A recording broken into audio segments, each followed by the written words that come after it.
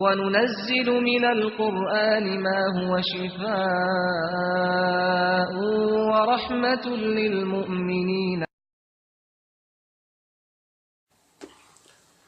الحمد لله والصلاة والسلام على رسول الله. سبحانك لا علم لنا إلا ما علمتنا إنك أنت العليم الحكيم ولا فهم لنا إلا ما فهمتنا إنك أنت الجواد الكريم. Nous allons, Inch'Allah, présenter la ruqya que nous pratiquons. Je vais commencer par les symptômes. Il y a 4 symptômes qui montrent qu'une personne a un problème de djinn, de sorcellerie, de mauvais œil. Ces 4 symptômes sont mentionnés dans le Coran. Le premier, c'est les blocages dans la vie. Les blocages répétitifs et anormaux jusqu'à ce qu'on sache, jusqu'à ce que la personne comprenne qu'il y a quelque chose d'anormal dans sa vie.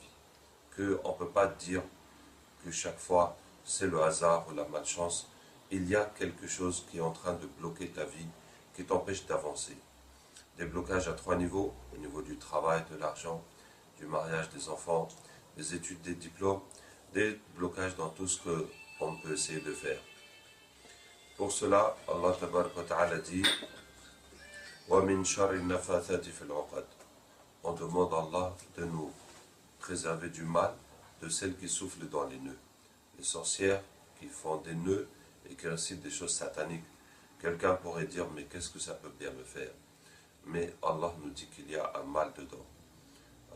Ça peut attacher la vie d'une personne pour qu'elle ne travaille plus, qu'elle ne gagne plus d'argent. Ça peut attacher le ventre d'une femme pour qu'elle ne fasse plus d'enfants. Ça peut attacher la tête d'un élève pour qu'il ne comprenne plus rien à l'école. Donc, puisqu'Allah nous donne des prières pour nous protéger, pour nous soigner, c'est que ça existe et que ça a un effet. Le deuxième symptôme, c'est les problèmes de santé anormaux. On a des douleurs anormales, on a des maladies bizarres. On va chez les médecins, ils ne comprennent pas. On fait des analyses, on ne trouve rien. On prend des médicaments, ça ne part pas. Et ça dure pendant des années, des années. Par exemple, si on mange de la sorcellerie, on a des maux de ventre. La sorcellerie qu'on mange, c'est des gouttes qui sont mises dans la nourriture, la boisson. Quand on mange, ça se reconstitue dans l'estomac ou les intestins comme de la colle. Et ça reste collé. Et l'organisme détecte un corps étranger.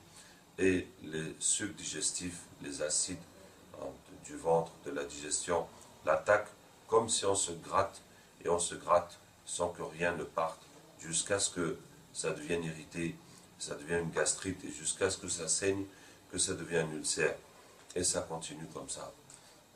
Et en évitant des produits acides, des aliments acides, ça va alléger un peu, mais le problème est toujours là. Par exemple, si on marche sur la sorcellerie, ça va faire des problèmes de peau, des eczémas qu'on appelle psoriasis. Psoriasis, c'est des eczémas dont on n'a rien compris en médecine. On n'a aucune idée de leur origine. Il n'y a pas de microbes, il n'y a pas de virus, il n'y a aucune explication à ces eczémas et il n'y a aucun traitement. On ne peut que constater que ça s'étale dans le corps et des fois ça gratte, des fois ça saigne, des fois il y a du pus et des fois aussi ça disparaît, mais sans qu'on n'y comprenne rien.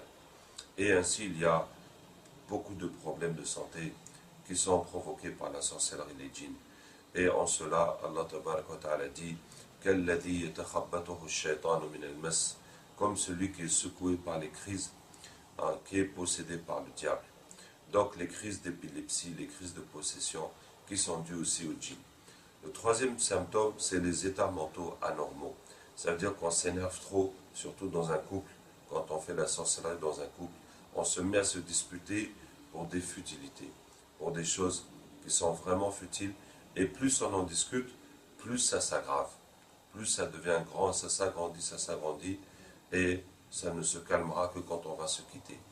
Quand l'homme va faire un tour dehors ou qu'il se quitte par la force des choses, c'est là que chacun va dire, mais pourquoi j'ai fait ça, pourquoi j'ai dit ça, qu'est-ce qui se passe, j'ai pas de problème, j'aime mon mari, ma femme. Mais quand ils se retrouvent, ça recommence. Donc c'est la sorcellerie de séparation. Et ça agit quand ils sont réunis. Et quand ils sont séparés, la sorcellerie cesse d'agir. Et donc ils reviennent à leurs sentiments naturels. Ça peut aussi provoquer la déprime, la tristesse. Ça peut aussi provoquer les peurs, les angoisses. Ça peut aussi provoquer l'absence de concentration, la non-compréhension, la perte de mémoire et aussi les hallucinations. On se met à entendre des voix, à voir des choses et on se met à imaginer des choses. Donc ça peut aller jusqu'à la folie. En cela, Allah Ta'ala dit فَيَتَعَلَّمُونَ مِنْهُمَا مَا يُفَرِّقُونَ بِهِ بَيْنَ الْمَرْءِ وَزَوْجِهِ. Ils apprennent de quoi séparer l'homme de son épouse. Donc voilà comment la sorcellerie provoque des états mentaux anormaux. Allah illustre cela par l'amour qui est dans le couple qui se transforme en haine et en déchirure. Le quatrième symptôme, c'est les cauchemars. Les djinns par nature apparaissent dans les rêves. Par exemple, si on fait la sorcellerie dans un cimetière ou avec quelque chose de mort, ça revient tout au même. Ils peuvent aller au cimetière, enterrer la sorcellerie dans la terre. Ils peuvent trouver une tombe qui est déjà creusée dans le cimetière, ils enterrent dedans. Après un jour ou deux, on enterre quelqu'un sur la tombe. Ils peuvent prendre de la terre du cimetière pour aller faire la sorcellerie. Ils peuvent payer les gens qui enterrent les morts pour enterrer la sorcellerie avec le mort, ou bien pour prendre un morceau du linceul, ou bien pour récupérer l'eau du lavage, ou le savon du lavage, ou les habits du défunt. Ils peuvent aussi déterrer les morts et prendre des membres de leur corps. En tout cas, toutes les façons sont possibles pour lier la sorcellerie à la mort. Et ça va faire que la personne, elle est fatiguée et déprimée. Elle est fatiguée, même si elle dort, elle se réveille toujours fatiguée et elle a toujours envie de s'allonger. Elle est déprimée, elle perd goût à la vie, elle est toujours triste et elle vit au jour le jour. Et puis elle va rêver de mort. Soit les morts, elle les voit vivants, soit les vivants, elle les voit morts. Soit elle rêve qu'elle-même, elle est morte, ou soit elle voit des cimetières, ou elle voit des funérailles dans ses rêves. En tout cas, quelque chose qui est lié à la mort. Quand ils mettent la sorcellerie dans un endroit élevé, dans un arbre, une montagne, ça a deux effets sur la personne. Ça a l'effet de l'envelopper pour qu'il tourne en rond dans sa vie, et ça a l'effet de prendre son mental au-dessus de la réalité pour qu'il soit en train de vivre dans un monde imaginaire, soit en train d'avoir des peurs, soit en train de toujours réfléchir inutilement au lieu de réfléchir d'une façon pragmatique et constructive et réaliste.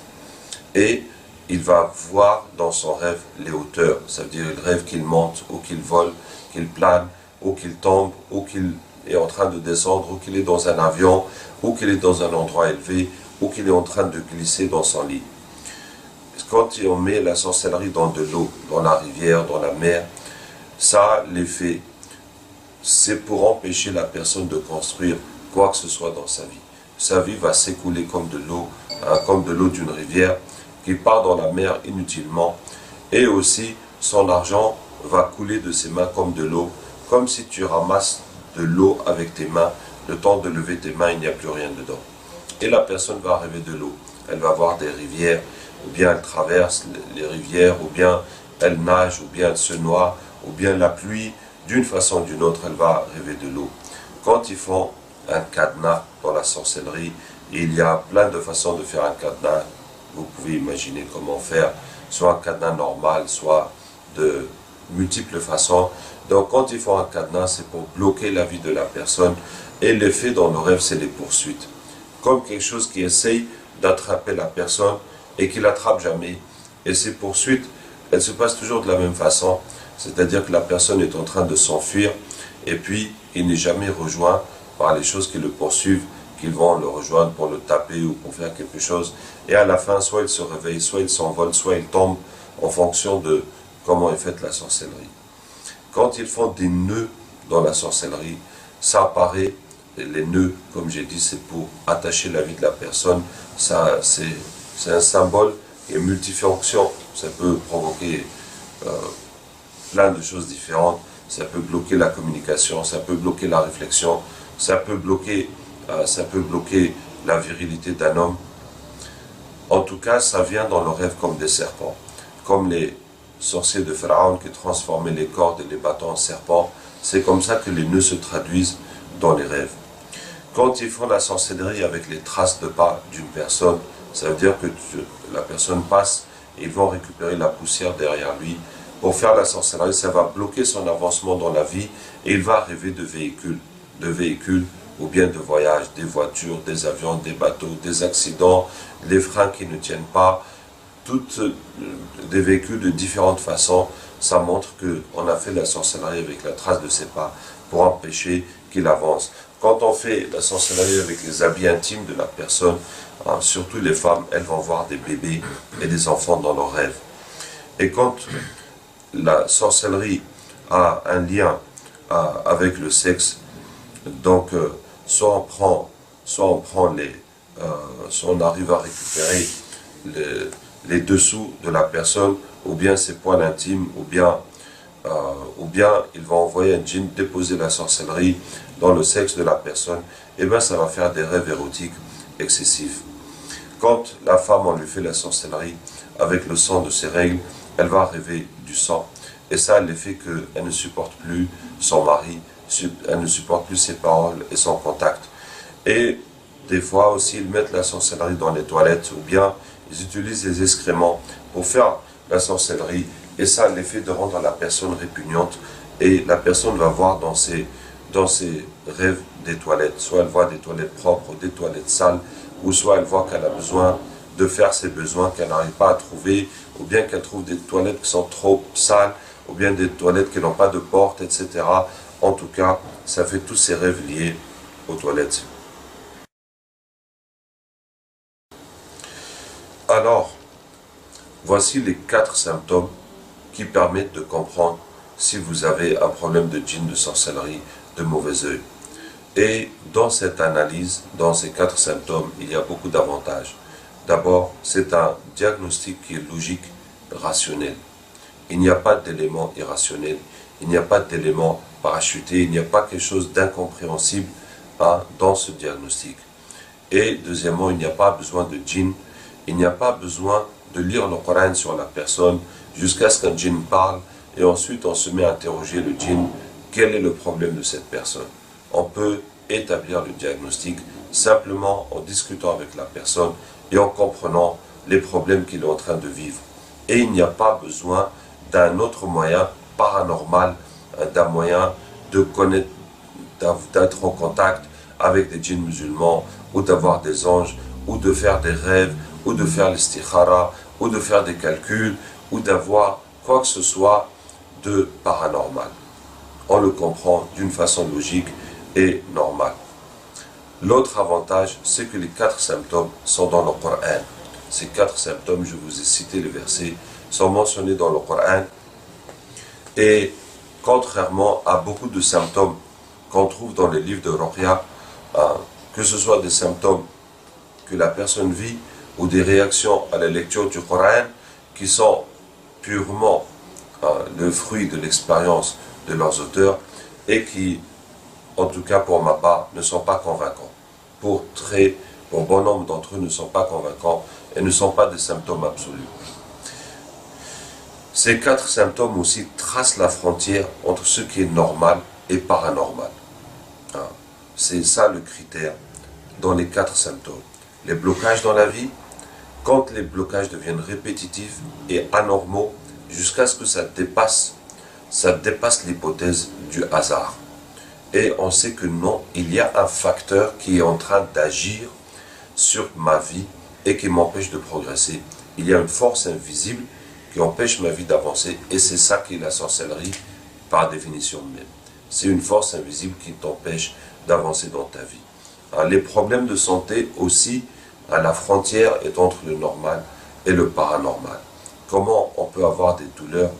Plusieurs patients m'ont dit qu'ils avaient tellement mal au ventre et on a rentré une caméra dans leur ventre, on n'a rien trouvé du tout. Donc, est-ce que la personne est en train d'imaginer sa douleur ou il est en train de mentir? Il y a une douleur qui est incompréhensible médicalement. De même pour les problèmes mentaux normaux et anormaux. C'est normal de déprimer quand on a eu des problèmes, quand on a eu des chocs, des souffrances et quand on a tout perdu, etc. Mais ce n'est pas normal de déprimer alors qu'on avait tout pour réussir et tout allait bien. Et puis tout à coup, la personne maintenant ne veut plus sortir de la maison, ne veut plus poursuivre ses études, ne veut plus de sa femme, etc. Donc ce n'est pas normal. Et de même pour les rêves. Quand vous faites des rêves qui sont liés au djinn et la sorcellerie, vous avez un sentiment très fort que ce rêve est réel, que ce n'est pas le fruit de votre imagination. Ce n'est pas vous qui avez imaginé cette chose. Et c'est un rêve qui vous poursuit, qui vous harcèle Et donc vous savez qu'il y a quelque chose qui est paranormal dans ce rêve. Le dernier avantage de ces symptômes, c'est qu'il n'y a pas besoin de distinction entre la sorcellerie, les djinns et le mauvais œil. Il n'y a pas besoin de distinguer que est-ce que cette douleur est due à la sorcellerie, ou bien au djinn, ou bien au mauvais œil, ainsi que les rêves, etc. Pourquoi? Parce que le traitement sera le même. Si on a une douleur, on va faire par exemple une ventouse, al-hijama, là où on a mal, et que ce soit la sorcellerie ou le djinn ou le mauvais œil, Inch'Allah, ça va partir. Donc, la distinction, la frontière entre ces trois choses, elle est difficile à établir. Et souvent, elles y sont ensemble. Souvent, les djinns et la sorcellerie sont liés. Souvent, le mauvais œil aussi est présent. Donc, ce n'est pas évident de faire la différence. Maintenant, comment on se soigne? Comment enlever la sorcellerie, les djinns, le mauvais œil? Je vais vous expliquer le traitement de base. Vous allez lire Al-Fatiha, Ayat al-Kursi, Qul huwallahu ahad, Al-Falaq al-Nas, plus 3 versets spéciaux pour enlever la sorcellerie. C'est les versets de Moussa alayhi salam avec les sorciers de Pharaon, où Allah dit que Allah a détruit la sorcellerie par ses paroles. Dans Surat Al-A'raf, wa awhayna ila Moussa an alqi asaka, les versets 117 à 122. Et dans Surat Yunus, falamma alqa qala Moussa ma ji'tum bis-sihr, les versets 81 et 82. Et dans Surat Taha, qulna la takhaf innaka antal a'la, les versets 68 à 70. Vous allez lire chacun de ces versets, tous ces versets, 11 fois chacun, sur assez d'eau pour vous laver et boire pendant 12 jours. Donc sur un bidon de 25 litres ou bien 18 bouteilles de 1,5 litre. Qu'est-ce que vous allez faire avec? Vous allez en boire tous les jours et vous allez vous laver chaque soir avec une bouteille de 1,5 litre. Vous la videz sur tout votre corps. Vous pouvez la réchauffer avant si vous voulez. Vous pouvez prendre la douche avant. Vous pouvez vous laver dans la douche ou la baignoire. Mais il faut récupérer l'eau dans une bassine pour jeter dehors dans le jardin ou dans un endroit propre pour éviter que ça aille dans les canalisations. Et vous allez vous laver comme ça pendant 12 jours d'affilée. Et aussi avec cette eau, vous allez asperger votre maison, toute la surface, les murs, le plafond, le sol, les portes, les fenêtres. Vous ouvrez les portes et les fenêtres pour faire l'extérieur de l'intérieur. Si vous avez une boutique ou un lieu de travail ou des véhicules ou un chantier qui est bloqué à cause de la sorcellerie des djinns, vous allez tout asperger avec l'eau, ça va partir Inch'Allah. Ce qu'il faut comprendre dans cette méthode, c'est que d'abord, lire le Coran dans l'eau pour boire, se laver, asperger la maison, c'est beaucoup plus efficace que seulement lire dans la maison. La différence entre les deux, c'est comme si vous avez chaud et vous vous rafraîchissez avec un ventilateur et maintenant vous vous rafraîchissez avec une douche. Donc la douche, ça va vous refroidir beaucoup mieux que le ventilateur. C'est comme ça l'effet du Coran dans l'eau pour boire, se laver, asperger la maison. C'est beaucoup plus efficace que lire seulement. Et c'est pour ça dans la Sunna, vous trouvez que les protections consistent à lire le Coran, éventuellement à lire dans ses mains, à s'essuyer avec. Mais une fois qu'on est touché, pour se laver, il faut réciter dans l'eau et boire et se laver avec. Une fois qu'on est atteint, la protection ne suffit plus, il faut un traitement pour enlever la chose qui nous a atteints. Et l'autre point qu'il faut comprendre, les versets que je vous ai donnés sont les versets fondamentaux dans la Ruqya. Ce sont les versets les plus essentiels. Vous pouvez ajouter beaucoup de versets qui sont aussi dans les hadiths et qui sont dans les livres de Ruqya ou bien n'importe quel verset du Coran ou des doigts du prophète sallallahu alayhi wa sallam, ou bien réciter plus que 11 fois. En tout cas, plus vous lisez dans l'eau, plus la force du Coran va s'accumuler dans l'eau. Quand vous lisez dans l'eau, vous pouvez en même temps lire dans de l'huile. Vous prenez l'huile d'olive ou bien l'huile de habba sauda ou n'importe quelle huile qui est bonne pour vous masser le corps avec. Et après, vous lavez avec l'eau, vous allez vous masser le corps avec cette huile, spécialement les endroits où vous avez mal ou bien si vous avez des problèmes de peau. Tant que l'huile est sur votre peau, le Coran va continuer d'agir sur vous. Donc c'est bon de faire ça avant de dormir pour que toute la nuit, le Coran continue d'agir sur vous. Maintenant, on va rentrer dans plus de détails dans le traitement. Plus de détails. On soigne les problèmes de djinn, de sorcellerie, de mauvais œil. Tout cela revient à traiter la sorcellerie. L'erreur que font la plupart des raqis qui ne sont pas professionnels et qui ne sont pas versés dans le domaine, c'est de se battre avec le djinn en lisant le Coran, des fois en brutalisant le malade, de se battre avec le djinn pour l'enlever sans enlever la sorcellerie. Quand on fait ça, on va se fatiguer, c'est pénible pour le patient et c'est pénible pour le djinn et le résultat est très limité. Parce que même si on force le djinn à partir, il y a toutes les chances qu'il revienne parce que la sorcellerie l'oblige à revenir. Même si le djinn n'est pas venu par la sorcellerie, très souvent, le patient a de la sorcellerie qui permet au djinn de rentrer dans son corps et qui permet au djinn aussi de se protéger à l'intérieur de son corps et qui permet aussi au djinn de régénérer ses forces à l'intérieur de son corps. Donc même si le djinn lui-même n'est pas venu par la sorcellerie, souvent il y a la sorcellerie qui l'aide à se maintenir et à rester. Et si on enlève la sorcellerie, la plupart du temps le djinn va partir de lui-même puisqu'il n'y a plus la raison qui le fait rester. Par contre, le mauvais œil, c'est ce qu'il y a de plus faible entre les trois, entre le djinn, la sorcellerie et le mauvais œil. Et le traitement du mauvais œil est toujours inclus dans ce programme de lavage. Il est toujours inclus, donc on n'a pas besoin de se focaliser particulièrement dessus. Mais si le mauvais œil devient fort, ses effets vont ressembler à ceux de la sorcellerie et on va le traiter comme si c'est la sorcellerie. Maintenant, pour enlever la sorcellerie, ça ne dépend pas de l'effet de la sorcellerie, ça dépend de comment ça a été fait. Par exemple, si la sorcellerie a été mangée, que ce soit pour séparer un couple, que ce soit pour empêcher une personne de travailler, que ce soit pour rendre la personne malade ou folle, de toute façon, le fait que la sorcellerie soit mangée, il faut la retirer du ventre. Donc, ce que je dis, c'est que pour enlever la sorcellerie, il faut comprendre comment elle a été faite. Et il y a 4 façons de faire la sorcellerie. La première façon, c'est la sorcellerie mangée. Donc, on reconnaît cela aux douleurs que le patient a dans le ventre. Bon, même si le patient n'a pas de douleur dans le ventre, si on suspecte qu'il y a la sorcellerie dans son ventre, on va quand même lui donner le traitement pour tester. Alors, le traitement, c'est boire le sana. Le sana, c'est des feuilles que le prophète sallallahu alayhi wa sallam a recommandées. Donc, vous pouvez acheter ça, bien entendu, à la Mecque, dans les pays arabes, souvent dans les pharmacies herboristes. Ça dépend du pays où vous êtes. Donc vous allez chez les gens qui vendent les herbes. Les Chinois aussi le vendent, c'est aussi importé de l'Inde. Donc vous achetez du sana et vous allez faire bouillir une grosse cuillère de sana avec un demi-litre d'eau coranisée et vous buvez ça à jeun. Ça va vous faire la diarrhée, ça va vider votre ventre et s'il y a la sorcellerie, ça va l'arracher, ça va la décaper comme si vous avez de la colle sur votre peau et que vous l'arrachez et ça va faire mal. Donc si ça fait mal, vous continuez à prendre tous les jours jusqu'à ce que ça ne fasse plus de douleur. Et là, vous savez qu'il n'y a plus de sorcellerie dans votre ventre. C'est une procédure qui est vraiment simple, très peu coûteuse et très efficace. Car la sorcellerie qui est mangée, ça a beaucoup d'effets sur l'organisme de la personne, sur son mental, sur sa vie. Et voilà comment il est très simple de l'enlever.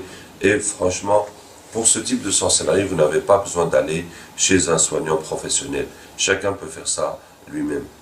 Pour peu que vous sachiez lire ces versets dans de l'eau. Le deuxième cas de la sorcellerie, c'est ce qui est déposé dans le corps. Ils envoient un djinn qui va déposer la sorcellerie dans le corps. Ça va provoquer des douleurs, ça va provoquer des dysfonctionnements dans le corps. Et on sent des maux de tête, on sent des douleurs à la poitrine, les règles deviennent douloureuses, on a mal dans le dos, on a mal dans les jambes, etc. Ça fait des fois des points dans les omoplates.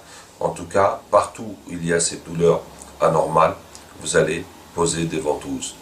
Donc le prophète sallallahu alayhi wa sallam a dit Al-hijama shifa min arba'ina da. La ventouse est un remède contre 40 maladies. Dans un autre hadith, ilaj min as-sihr. C'est un remède contre la sorcellerie. La hijama, la ventouse, est un remède contre la sorcellerie. Pour enlever la sorcellerie avec la hijama, il faut poser la ventouse là où il y a le problème et ensuite réciter la ruqya sur le patient avec la ventouse posée sur lui. C'est comme ça que ça va retirer la sorcellerie. Les frères qui qui font des ventouses, qui ont des centres de ventouses, nous disent que très souvent, quand ils font les ventouses aux patients, les djinns se manifestent. Et ça fait des crises. Effectivement, puisque le djinn circule dans le sang, donc la ventouse déchire son corps et les djinns ne supportent pas les ventouses et ça fait des crises chez les patients.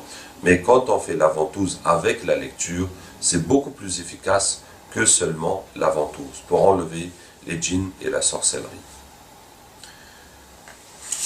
Ensuite, la troisième façon de faire la sorcellerie, c'est de faire à distance, qu'on appelle la sorcellerie symbolique, c'est-à-dire qu'on prend une photo de la personne ou ses cheveux ou un habit ou une autre quelque chose qui porte sa trace et puis on va attacher des nœuds, on va faire des cadenas, on va égorger des bêtes, on va enterrer au cimetière, etc., etc. Alors pour enlever cette sorcellerie, nous utilisons les versets du Coran pour chaque type de sorcellerie. Nous utilisons des versets du Coran pour chaque type de sorcellerie et nous avons développé 45 versets pour 45 types de sorcellerie. Nous allons rentrer un peu dans les détails, je vous dis simplement que la quatrième façon de faire la sorcellerie, c'est par contact. Le plus souvent, on marche dessus et ça fait des boutons dans les jambes, des eczémas, des psoriasis qui se déplacent dans le corps, ainsi que des lourdeurs dans les jambes. Ça peut être touché de n'importe quelle façon. On peut mettre ça dans l'habit de quelqu'un ou bien dans un produit qu'il met sur son corps et puis ça fait des problèmes surtout de peau. Alors pour revenir maintenant au verset, pour enlever les symboles, je vais vous donner les symboles les plus courants. Donc il y a le symbole de la mort. Donc si la personne devient morbide, vous utilisez le verset أَوَمَنْ كَانَ مَيِّتًا فَأَحْيَيْنَاهُ وَجَعَلْنَا لَهُ نُورًا يَمْشِي بِهِ فِي النَّاسِ كَمَنْ مَثَلُهُ فِي الظُّلُمَاتِ لَيْسَ بِخَارِجٍ مِنْهَا. Est-ce que celui qui est mort, et nous l'avons ressuscité, et nous lui avons donné une lumière avec laquelle il marche parmi les gens, est-il pareil que celui qui est dans les ténèbres et qui n'en sort pas? C'est Surat Al-An'am, la Surat 6, le verset 123. Pour la sorcellerie qui est faite en hauteur, dans un arbre ou une montagne, vous prenez وعنده مفاتح الغيب لا يعلمها إلا هو ويعلم ما في البر والبحر وما تسقط من ورقة إلا يعلمها. Donc, il a les clés de l'invisible, de l'inconnaissable, il est le seul à les connaître, il connaît ce qu'il y a dans les cieux et dans la terre, et il n'y a pas une feuille qui tombe sans qu'il la connaisse. Dans Surat Al-An'am encore, le verset 60. Pour l'eau, quand vous voyez l'eau dans vos rêves, on prend le verset فَأَوْحَيْنَا إِلَى مُوسَى أَنَظَرْ بِعَصَاكَ الْبَحْرَ فَانْفَلَقَ فَكَانَ كُلُّ فِرْقٍ كَالطَّوْدِ الْعَظِيمِ. Et nous avons révélé à Moussa de frapper la mer avec ton bâton. Elle s'est éclatée et chaque partie était comme une montagne dressée. C'est la sourate 26, sourate Al-Anbiya, sourate Al-Shu'ara, sourate 26, le verset 63. Pour le cadenas, quand on rêve de poursuite, on prend أَوَلَمْ يَرَ الَّذِينَ كَفَرُوا أَنَّ السَّمَاوَاتِ وَالْأَرْضَ كَانَتَا رَتْقًا فَفَتَقْنَاهُمَا وَجَعَلْنَا مِنَ الْمَاءِ كُلَّ شَيْءٍ حَيٍّ فَلَا يُؤْمِنُونَ. La sourate 21, les prophètes, le verset 30. Et pour les nœuds, quand vous voyez les serpents dans le rêve, وَيَسِّرْ لِأَمْرِي وَاحْلُلْ عُقْدَةً مِنْ لِسَانِي يَفْقَهُوا قَوْلِي, dans sourate Taha, les versets 26-28. Quand la sorcellerie est faite avec les traces de pas, et vous voyez les véhicules et les voyages dans le rêve, vous prenez Orkod birijlika hada muhtasalun baridun wa sharab, sourate Sad, la sourate 38, verset 42. Pour les rêves sexuels, on prend Badat lahuma sawatuhuma wa tafiqa yakhsifani alayhima min waraq al-jannah, dans sourate Al-A'raf, le verset 22, et aussi فَلْيَنْظُرِ الْإِنسَانُ مِمَّا خُلِقَ مِنْ مَاءٍ دَافِقٍ, dans sourate Tariq, les versets 5 et 6. Enfin, pour la sorcellerie qui est faite dans les toilettes, on prend وَرَبَّكَ فَكَبِّرْ وَثِيَابَكَ فَطَهِّرْ وَالرِّجْسَ فَهْجُرْ, dans sourate Al-Muddathir, les versets 3 à 5. Donc, on va rajouter ces versets dans l'eau qui est déjà coranisée du patient, soit en les lisant, soit en les écrivant pour les diluer.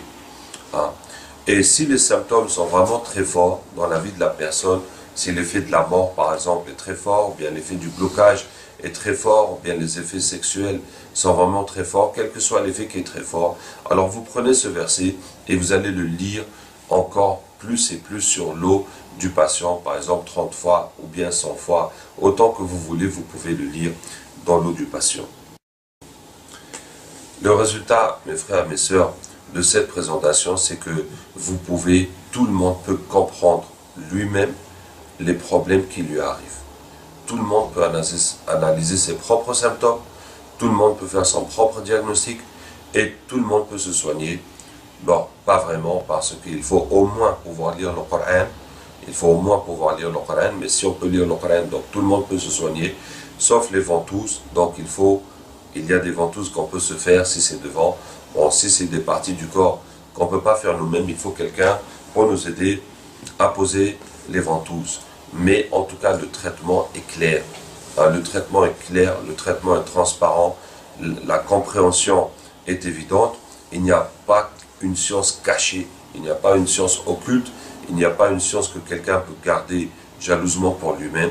C'est une science qui est intelligible, qu'on peut comprendre, donc qu'on peut apprendre, qu'on peut transmettre, et on peut former les gens, et on peut propager ce traitement, et ça marche, par la grâce d'Allah Ta'ala. Donc vous n'avez qu'à essayer. Par exemple, si vous pensez que vous avez mangé la sorcellerie, n'importe lequel de ces genres de blocage, vous n'avez qu'à essayer, et Inch'Allah, vous allez voir que ça marche. Maintenant, le principe de ce traitement suit un hadith du prophète qui dit « Inna Allah khalaqa ad-da'a wa ad-dawa, wa ja'ala li kulli da'in dawa, fa idha waqa'a ad-dawa'u 'ala ad-da' bari'a bi'idhnillah » Allah a créé la maladie, le remède, et à chaque maladie, il a fait un remède, et si le remède vient sur la maladie, la personne guérira par la volonté d'Allah. Donc, le remède que nous utilisons contre la sorcellerie, c'est le Coran. Et le moyen d'appliquer le remède sur la sorcellerie, c'est l'eau, et c'est l'huile, et c'est la ventouse, et c'est le sénat. Vous voyez, le sénat est un remède pour le ventre. Ça fait partie de la médecine prophétique. Et si la sorcellerie est dans le ventre, on va boire le sénat avec l'eau coranisée. La ventouse est un remède pour beaucoup de choses dans le corps. Et si c'est la sorcellerie qui est dans le corps, on va utiliser la ventouse et on va lire le Coran et ça va permettre d'évacuer la sorcellerie. Maintenant, on va parler des djinns. On va parler des djinns. Et je vais vous raconter 5 façons de vaincre les djinns. Chacun peut vaincre les djinns. Parce que Allah a préféré les hommes aux djinns. Puisqu'Allah dit « Inni ja'ilun fil ardi khalifa » je vais mettre un calife sur terre. Alors que les djinns étaient déjà sur terre. Donc c'est l'homme qui est le calife d'Allah, ce n'est pas les djinns.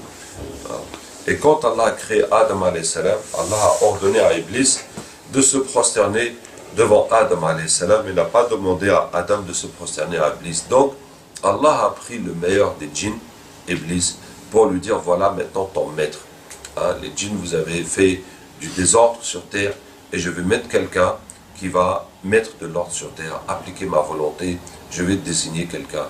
J'ai créé une créature qui va me représenter sur terre. Et donc vous voyez comment Allah a donné aux hommes une position au-dessus des djinns. Et tous les prophètes qu'Allah a envoyés sont uniquement des humains et jamais des djinns. Et donc ça veut dire que l'homme est supérieur aux djinns. Et ça veut dire que les djinns, on n'a pas besoin d'avoir peur d'eux. On n'a pas besoin de les adorer, on n'a pas besoin de croire que les djinns sont fantastiques, qu'ils peuvent faire des choses et que si j'avais un djinn à mon service, je vais devenir Superman ou des choses de ce genre. Et il en résulte de cette supériorité de l'homme face au djinn, que quelle que soit la façon qu'un djinn attaque l'homme, on peut facilement le dominer, on peut même le tuer. Le plus souvent, les djinns attaquent les hommes dans le rêve. Donc je vais vous donner 5 façons où l'homme peut vaincre le djinn. Les djinns attaquent le plus souvent l'homme dans le rêve. Tu dors, tu vois un chien qui t'attaque, un serpent, tu vois un bœuf, tu vois des militaires, tu vois des monstres, n'importe quoi qui t'attaque. Si dans le rêve tu te rappelles de dire Bismillah, Allahu Akbar, ça va le bloquer, il va s'enfuir. Ça veut dire que si dans le rêve tu es mort de peur, tu as tellement peur de cette chose qui t'attaque, mais tu as quand même un petit peu de foi pour demander l'aide d'Allah. Et pour te rappeler de demander à Allah, et tu dis Bismillah, Bismillah, Bismillah, ça va le bloquer. Donc, tu as gagné.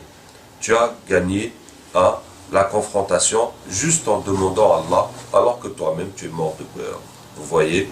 Donc ce qu'il faut faire, il faut l'attraper d'abord et puis réciter Ayatul Kursi jusqu'à ce qu'il soit mort. Et s'il est mort dans le rêve, il est vraiment mort, c'est terminé. Et chaque fois on me dit, mais comment on peut se rappeler dans le rêve de l'attraper, de réciter? En tout cas, il y a beaucoup de mes patients qui me disent qu'ils tuent déjà ce qui vient dans le rêve, sans que personne ne leur explique comment faire. Mais comment faire? Il faut se préparer avant de dormir.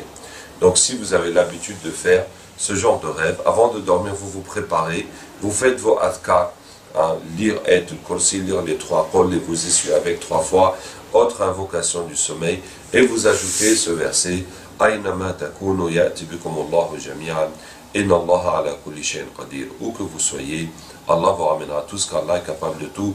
C'est dans Baqara 148. Et vous demandez à Allah de vous ramener dans votre rêve à ce djinn qui vous fait du mal et vous donner la force, et de vous demander à Allah de vous donner la force de le vaincre. Et dès que vous le voyez, tu l'attrapes et tu récites Ayatul Kursi de préférence, sinon n'importe quoi, jusqu'à ce qu'il est mort.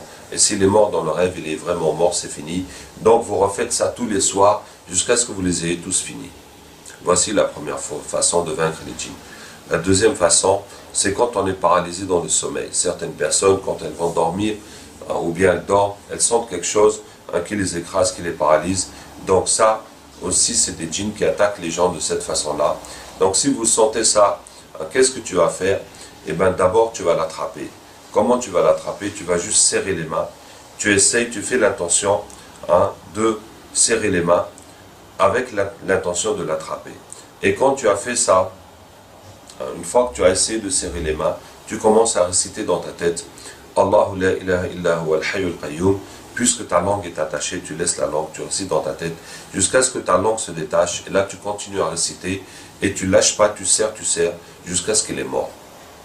Ou bien il est parti. On ne peut pas vraiment savoir s'il est mort, s'il s'est enfui. En tout cas, il ne reviendra plus. La troisième façon de vaincre les djinns, c'est quand ils apparaissent. On ne voit pas les djinns dans leur forme réelle, mais des fois, ils prennent des apparences.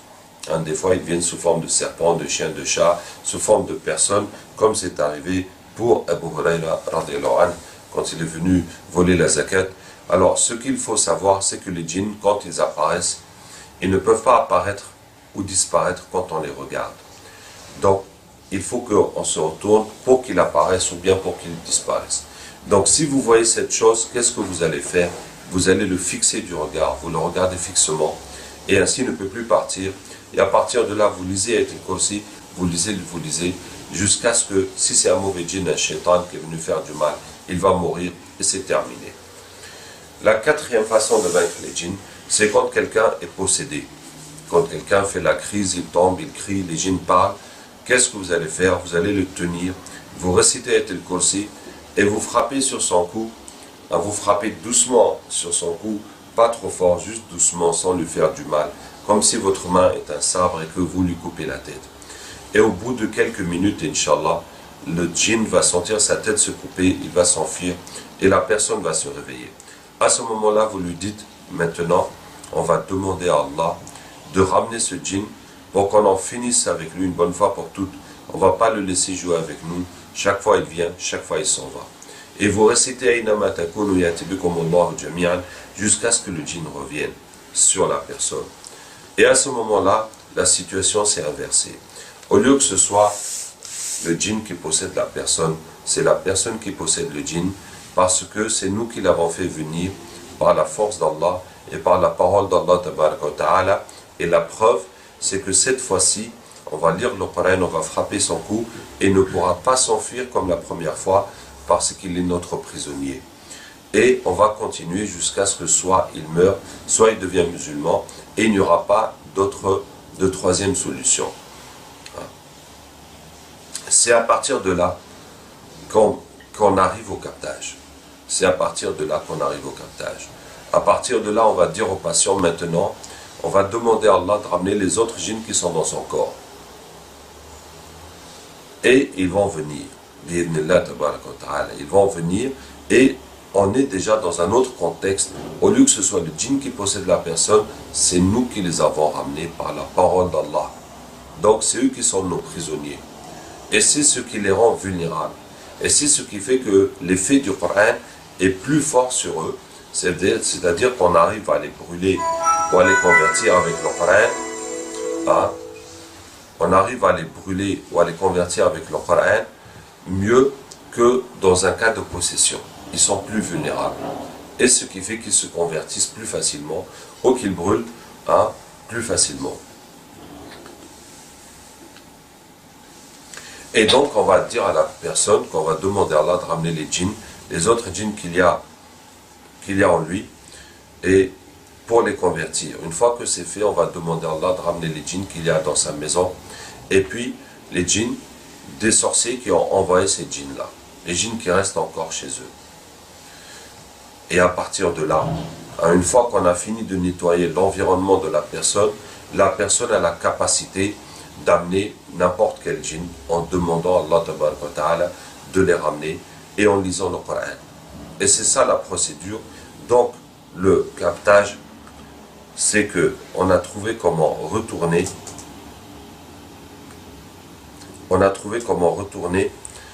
l'effet de la... On a trouvé comment retourner l'effet des djinns contre eux. Les djinns sont venus nous attaquer en possédant les personnes. Alors nous avons trouvé qu'on pouvait retourner cette action contre les djinns. C'est ça qui est le captage.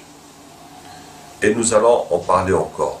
Mais c'est ça, c'est un dua, c'est une situation de la ruqya de possession et qui nous a donné accès à leur monde parce qu'ils sont venus posséder les gens, et Allah Ta'ala nous a permis de retourner cette situation contre eux. Toutefois, le captage a des limites. Ce n'est pas une arme absolue, ce n'est pas les limites, c'est que des fois on n'arrive pas à enlever le djinn d'une personne parce que le djinn est tient beaucoup à la personne, est très ancré et se mélange avec la personnalité de la personne. Des fois aussi parce qu'il y a beaucoup de sorcellerie qui le retient, ou bien les djinns sont très nombreux. Des fois quelqu'un a beaucoup de djinns et on va capter, enlever des djinns, mais il y en a toujours, on ne voit pas la fin, ça peut prendre plusieurs jours même. Des fois aussi quand on enlève les djinns d'une personne, d'autres djinns peuvent les remplacer, des djinns de la sorcellerie, des djinns venant du sorcier ou des lieux où était la sorcellerie, comme le cimetière ou la rivière, ou bien d'autres djinns du fait qu'il a encore des brèches, du fait que la sorcellerie n'est pas partie, qu'il n'est pas complètement guéri. Et donc ça fait des brèches qui font que d'autres djinns peuvent encore rentrer dans la personne ou s'attacher à la personne. Et particulièrement si on fait le captage de loin, comme par exemple on enlève les djinns des sorciers ou on enlève les djinns de la maison, quand on se rend sur place, on va s'apercevoir qu'il y a d'autres djinns que nous n'avons pas pu attraper de loin, soit parce qu'il y a une sorcellerie ou bien qu'ils étaient dans les toilettes ou pour une raison ou une autre. Donc le captage, c'est un outil qui aide, qui permet d'avancer, d'accélérer le traitement, mais ce n'est pas une chose absolue. Donc il ne faut pas s'attendre non plus à ce que ce soit la fin de tous les problèmes. Et bien entendu, le captage ne dispense pas de faire l'ensemble du traitement. La dernière façon de vaincre les djinns, c'est la mentale. C'est la mentale. Par exemple, quelqu'un qui a des rêves sexuels excessifs, avant de dormir, tu vas parler au djinn qui vient dans tes rêves. Tu dis, toi, la djinnia ou le djinn qui vient chaque fois dans mes rêves pour avoir des rapports avec moi, j'ai compris que tu es un djinn, je veux te parler. Quand on s'adresse au djinn comme ça les oblige à écouter. Et tu vas réciter wa min ayatihi an khalaqa lakum min anfusikum azwajan litaskunu ilayha. Parmi ces signes, il vous a créé de vous-même des épouses ou des époux pour trouver auprès d'elles la sérénité, et il a mis entre vous l'amour et la miséricorde. Il y a en cela des signes pour les gens qui réfléchissent. Donc, on va répéter ce verset une trentaine de fois. Ce verset est ce qui montre au djinn que le mariage entre espèces différentes n'est pas possible et qu'Allah a créé pour chacun des conjoints, des époux, des épouses de sa propre espèce pour que le mariage puisse se faire et que l'harmonie puisse se faire. Donc on répète ce verset une trentaine de fois. Inch'Allah, ça va dissuader le djinn de rester avec toi et Allah va lui montrer qu'il a des épouses et des époux avec lesquels il sera heureux qui sont des djinns. Et à la fin on lui dit, si maintenant je te revois dans le rêve, je vais te tuer. Et on va dormir comme ça. Inch'Allah, ce sera terminé. C'était la mentale. les 5 façons de vaincre les djinns, c'est quand ils viennent dans le rêve, quand on est bloqué dans le sommeil, quand ils apparaissent devant nous, au cours de la possession et la mentale. Je vais vous parler maintenant de la psychothérapie. Nous utilisons dans la ruqya la psychothérapie. Pourquoi? Parce qu'il y a un lien entre les problèmes psychologiques et les djinns et la sorcellerie. Que sont les problèmes psychologiques? C'est les effets, les séquelles des souffrances que la personne a souffert dans sa vie. Quand on a souffert de quelque chose, par exemple on a été mordu par un chien, on a peur des chiens, on est tombé d'une hauteur, on a peur des hauteurs, on a eu un accident, on a peur d'être enfermé, on a peur du noir, etc. On a eu une enfance difficile, après la personnalité de la personne est perturbée, il n'a plus confiance en lui, etc. Donc, c'est les effets des souffrances sur la personne. Ce sont les problèmes psychologiques. Et ça a un lien avec les djinns et la sorcellerie, parce que plus quelqu'un est affecté mentalement, plus les djinns, la sorcellerie, ont d'emprise sur lui. Et quand cette emprise est importante, alors on doit faire les deux traitements, la psychothérapie et en même temps la ruqya. Alors comment nous faisons la psychothérapie? C'est très simple.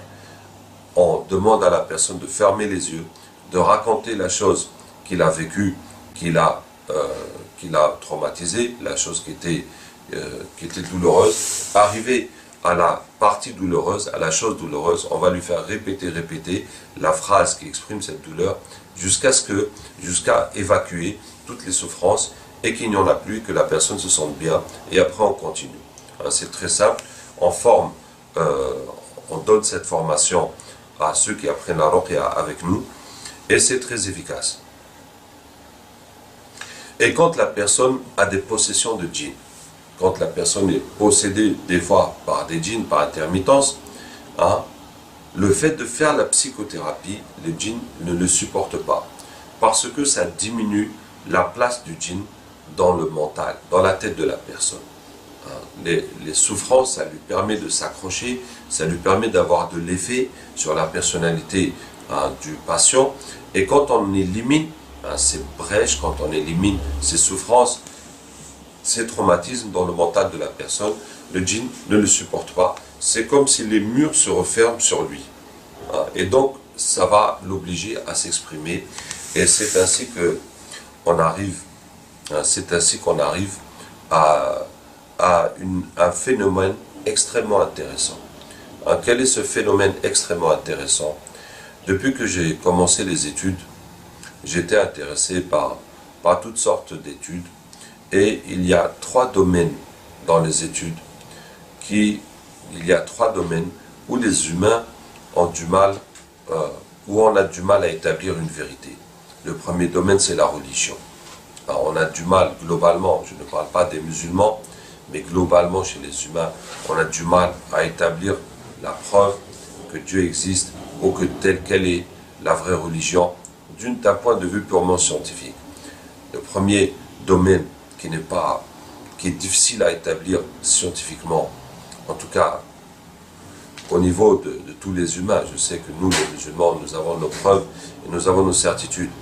Le deuxième, c'est le mental humain, les problèmes psychologiques, la déprime, etc. Aussi, au niveau scientifique, c'est difficile d'établir une compréhension et des solutions à ce domaine. Et le troisième domaine, c'est le domaine des djinns, de la sorcellerie, du métaphysique, du surnaturel, et d'établir aussi des règles. Et ce sont ces 3 domaines qui vont maintenant se rejoindre dans cette psychothérapie quand la personne est possédée par les djinns. Et je vais vous raconter quelques scènes que j'ai vécues où on voit vraiment l'interaction de ces 3 domaines. Je faisais la psychothérapie à un patient, et quand tout à coup le djinn s'est exprimé, et le djinn a dit: mais qu'est-ce que tu fais? Je lui ai dit: mais qu'est-ce que je fais? Il a dit: tu es en train d'effacer ses souvenirs. Vous voyez comment le djinn s'est exprimé spontanément. Et on n'est pas en train d'effacer ses souvenirs, on est en train d'éliminer les douleurs qu'il y a dans les souvenirs de la personne. Et donc on est en train d'éliminer les souvenirs douloureux en les transformant en souvenirs non douloureux. Mais quand le djinn dit que tu es en train d'éliminer ses souvenirs, c'est les souvenirs qui intéressent le djinn, c'est les souvenirs douloureux qui permettent au djinn de s'accrocher dans son mental. Donc vous voyez comment, par la grâce d'Allah Tabaraka wa Ta'ala, on est arrivé à comprendre le mental et à agir efficacement pour éliminer les séquelles des souffrances de la personne et en même temps à comprendre le monde des djinns et comment le monde des djinns se retrouve avec le monde mental de la personne. Une autre fois, je faisais la psychothérapie à une patiente et donc elle répétait la douleur qu'elle avait et j'expliquais à une tierce personne le processus de la psychothérapie et il y avait aussi une sœur qui était capteuse qui était là. Et puis le djinn s'est mis à parler à travers la capteuse. Et pendant que la patiente répétait la phrase douloureuse, par exemple, je suis tombé, je suis tombé, je suis tombé, et bien le djinn criait à travers la capteuse, ah, comme s'il se faisait déchirer. Et j'explique à la personne ce qui se passe dans le mental de la patiente est projeté sur la capteuse. Donc, vous voyez sur la capteuse s'exprimer le djinn qui est dans le mental de la personne et voilà comment ça s'exprime. Donc, c'était vraiment une expérience fantastique. C'était vraiment une expérience fantastique et si Allah Tabaraka wa Ta'ala facilite, Inch'Allah, un jour on filmera ça et on pourra montrer comment ces trois vérités, la vérité du Coran, la vérité des djinns et la vérité du mental se rejoignent. Je vais vous parler des protections dans la ruqya. Alors, les protections sont les protections classiques que le prophète sallallahu m'a enseigné, que l'islam a enseigné. Réciter les trois qul, 3 fois après subh, 3 fois après maghrib, 3 fois avant de dormir. Réciter Ayat al-Kursi après chaque prière avant de dormir. Réciter A'udhu bi kalimatillahi tammati min sharri ma khalaq. Bismillah alladhi la yadurru ma'a ismihi shay'un fil ardi wa la fis sama'i wa huwa as-sami'ul 'alim. 3 fois après subh, 3 fois après maghrib. Dire Bismillah à 5 moments, au moment de rentrer dans la maison, avant de manger, avant de se déshabiller, avant de rentrer dans les toilettes, avant d'avoir des rapports avec son conjoint. Et dans tous ces moments, il y a des doigts du prophète sallallahu alayhi wa sallam qui sont très importants à connaître, à réciter. Et si vous ne les connaissez pas, au moins dites Bismillah. Et tous ceux qui habitent chez vous, apprenez-leur à dire Bismillah dans ces moments-là. Ensuite, il ne faut pas laisser dans la maison de photos ou de statuettes de choses vivantes. Il ne faut pas les laisser exposées dans la maison parce que ça fait rentrer les shayatines et les mauvais djinns dans la maison, ça fait fuir les anges. Et il faut évoquer Allah Tabaraka wa Ta'ala à 3 moments, au moment de la colère, au moment de la tristesse et au moment de la peur.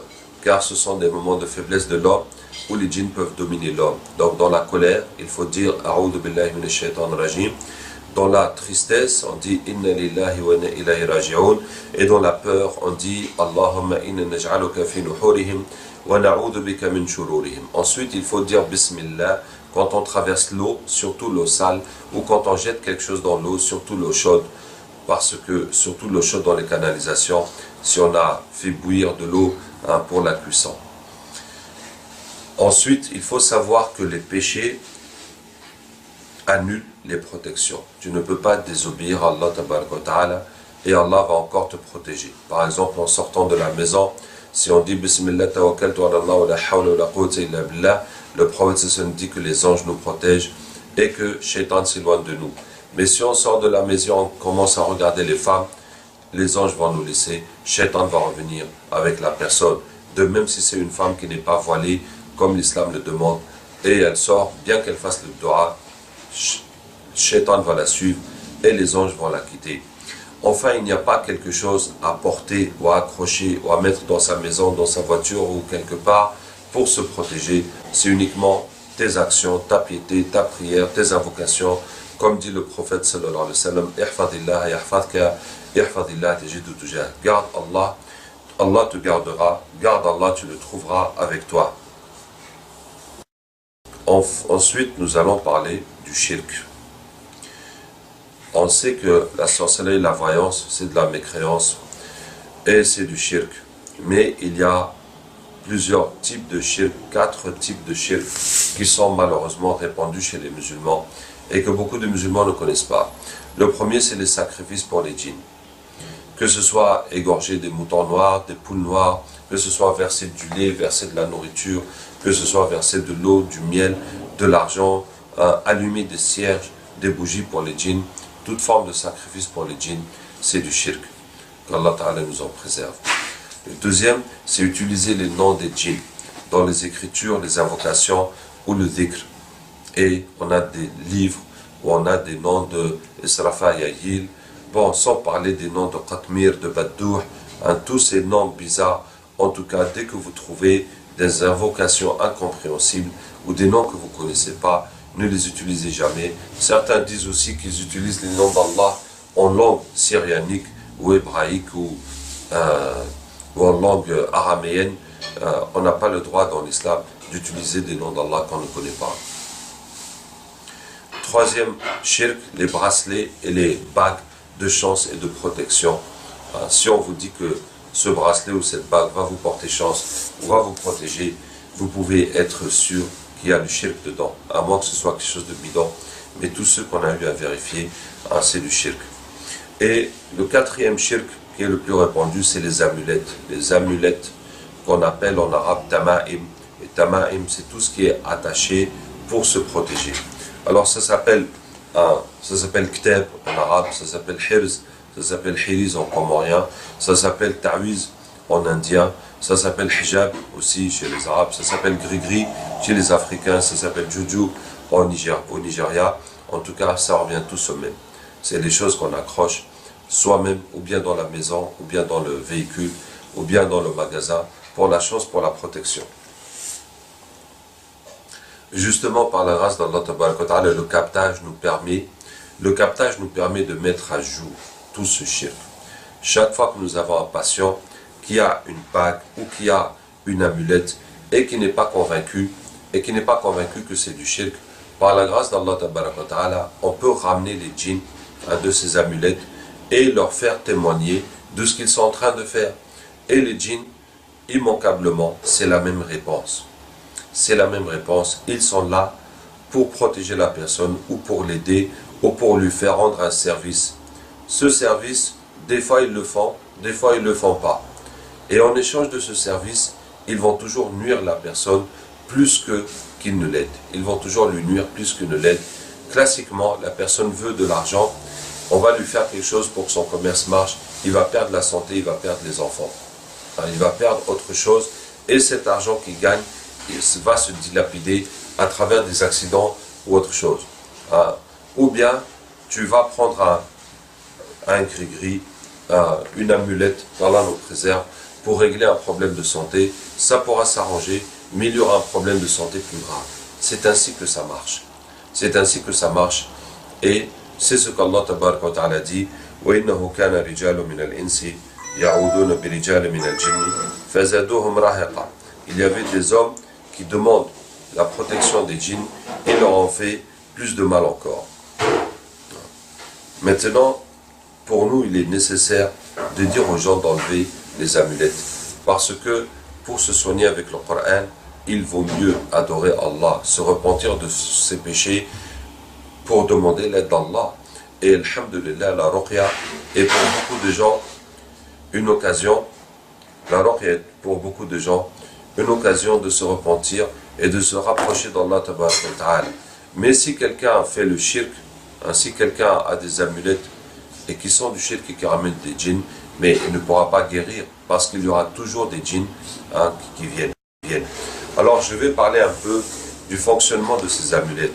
Les amulettes contiennent du Coran et des Torah et presque toujours autre chose.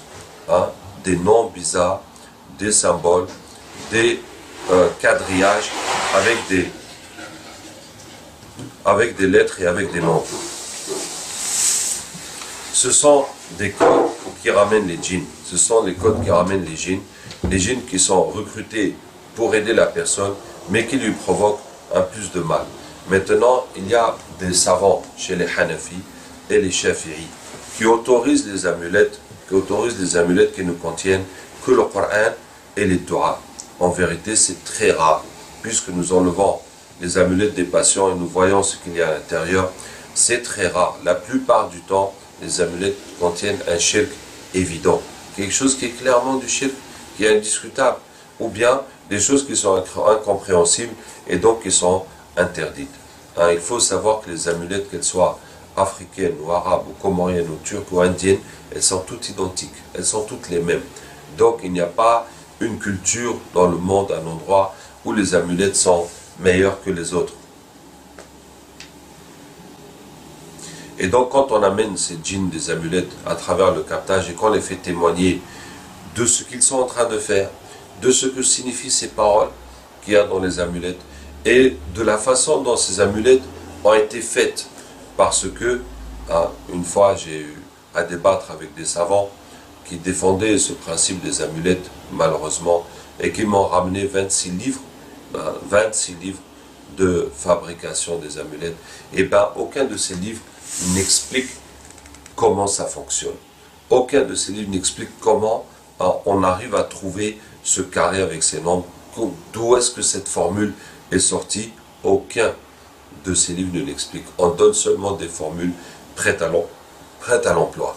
Et cela, scientifiquement, c'est impossible que la science de fabrication des amulettes, elle puisse disparaître de cette façon-là. Et la raison, c'est que l'origine n'est pas du tout honorable. L'origine des amulettes, soit ça a été pris chez d'autres religions,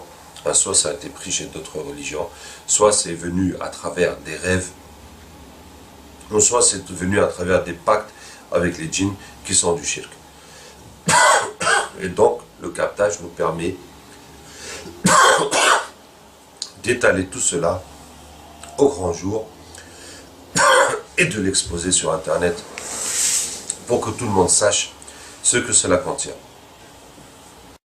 Je continue maintenant avec l'exposé de notre méthode de Ruqya. Nous avons 5 objectifs dans notre groupe. Le premier objectif, c'est soulager les gens qui souffrent et qui sont bloqués dans leur vie. Dans les patients, il y a deux catégories globalement. Ceux qui souffrent de douleurs, de problèmes mentaux, et ceux qui sont bloqués, qui n'arrivent pas à se marier, qui n'arrivent pas à travailler, etc. Donc le premier but, c'est de les soulager. Le deuxième but, c'est de sauver, de préserver la foi des musulmans du shirk, en évitant que les gens aillent se soigner là où c'est interdit, et en leur proposant donc un traitement qui est basé sur le Coran et la Sunna. Le troisième objectif est que c'est une porte de da'wah pour les non-musulmans. Alhamdulillah, les Sahaba ont soigné des non-musulmans avec le Coran, avec la Fatiha, ils ont guéri et le prophète sallam a agréé leurs œuvres. Donc, la Ruqya nous permet de soigner les non-musulmans avec le Coran et ça permet de leur montrer la réalité et l'efficacité du Coran, et donc c'est une porte de da'wah pour les non-musulmans. Le quatrième objectif, c'est de combattre la sorcellerie et le shirk. Puisque, avec le captage, encore une fois, nous arrivons, par la grâce d'Allah, à enlever les djinns qui y a avec la personne, mais en plus les djinns des sorciers qui ont envoyé ces djinns-là. Donc les sorciers qui ont travaillé sur la personne, nous allons enlever par la grâce d'Allah les djinns qui restent chez eux, les ramener, les convertir. Et puis, quand on a fini de les convertir, on va leur lire « Faqatilu awliya ash-shaytan, inna kayda ash-shaytan kana da'ifa » combattez les alliés du diable, car la ruse du diable, l'effort du diable est faible. Et à ce moment-là, les djinns vont voir que les alliés du diable sont les sorciers et les gens qui demandent la sorcellerie aux sorciers, et ils vont les combattre parce que c'est Allah qui leur donne de les combattre. Et ainsi, ça nous permet de briser le pouvoir des sorciers, et ça nous a permis par la grâce d'Allah Ta'ala de renverser le rapport de force entre nous et les sorciers. Parce que jusque-là, nous étions dans une position défensive, purement défensive. Et les sorciers nous font la sorcellerie à nos patients, ils peuvent refaire, et on est en train de se protéger, et on est en train de se soigner, et on n'a pas un moyen, et nous n'avons pas un moyen de répondre, et de répliquer, et de casser leur travail. Et voilà, maintenant, nous avons un moyen, et c'est quelque chose de tout à fait légitime, puisqu'Allah Tabaraka wa Ta'ala dit « Wa antumul a'launa in kuntum mu'minin » vous êtes les plus hauts si vous êtes croyants. Il n'y a pas de raison que les sorciers soient plus forts que nous, et que on soit uniquement à la défensive, et puis à force de se défendre, les sorciers vont attaquer la personne jusqu'à ce qu'à un moment il craque, parce qu'il est attaqué, lui, sa femme, ses enfants, jusqu'à ce qu'à un moment il craque. Donc ce n'est pas normal que les raqis soient vaincus par les sorciers. Vous voyez? Et donc là, par la grâce d'Allah, nous avons trouvé le moyen de renverser la situation sur les sorciers. Et le captage permet aussi, dans le combat contre les sorciers et le shirk, de visiter les lieux, où le shirk se déroule et de visiter les sorciers. Donc nous avons aussi cette sunna que nous avons initiée dans la ruqya, c'est d'aller visiter les sorciers, et les sorciers les plus célèbres, les plus grands, en Afrique surtout, mais n'importe où, et devant eux de ramener leurs djinns pour les convertir et pour les faire témoigner. Et quand on dit aux djinns, qu'est-ce que vous faites avec eux? Ils disent, on est là pour travailler pour eux, on rend les gens fous, on sépare les couples, et puis ceux qui veulent aussi, on leur donne la richesse, etc. On dit d'accord, et qu'est-ce qu'ils vous payent? Il dit, ils nous donnent des moutons, ils nous donnent des poulets, ils nous donnent, etc. Je dis d'accord, et en plus de ça, qu'est-ce que vous prenez?